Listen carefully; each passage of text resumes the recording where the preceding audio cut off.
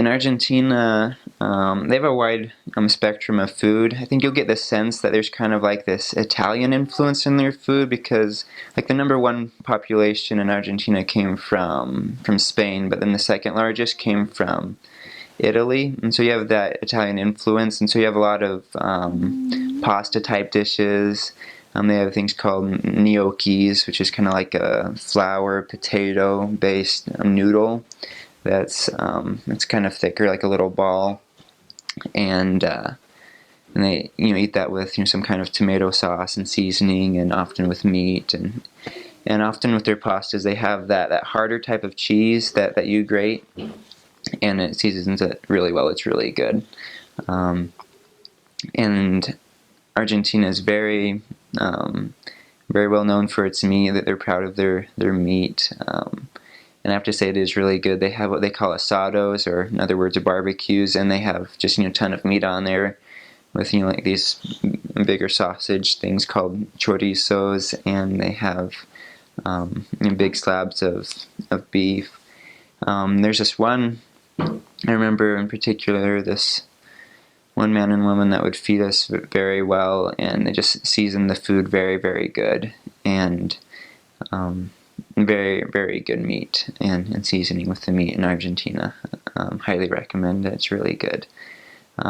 They have another thing Argentina, I believe, is known for is their the name's escaping me.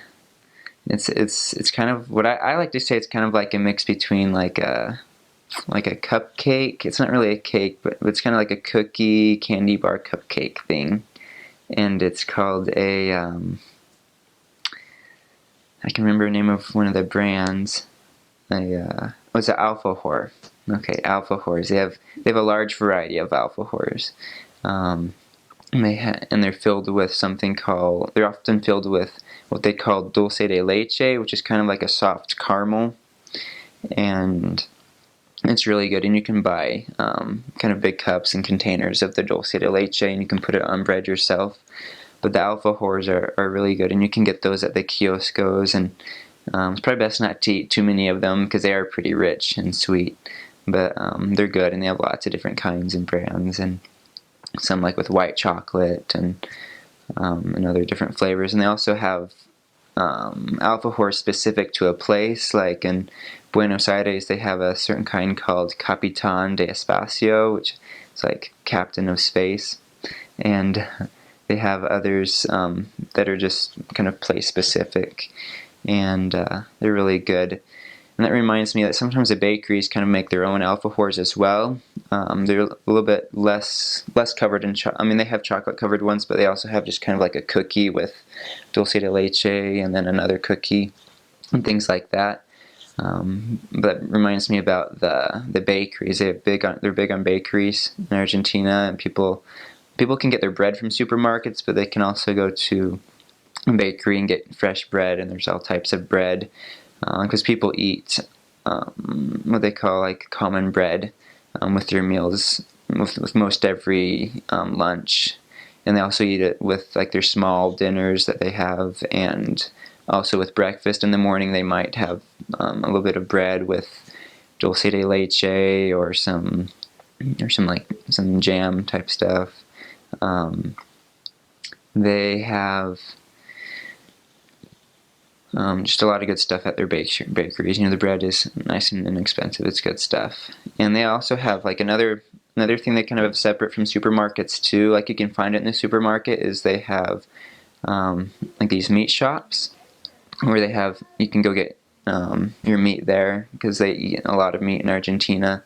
I think you'll find that they don't eat as much as they would like to, because I think they used to eat more when the economy was better. Like their economy is doing okay, but they've had some economic issues, and so sometimes they don't eat as much meat as they would like to, but they still eat a lot of meat. In Argentina, you'll have they also have like a common dish for a lot of people, I think, is chicken with rice, and that's really good. They have something called, the name is escaping me. They have they'll take like these it's not too thin, but they'll have these slices of chicken, and they'll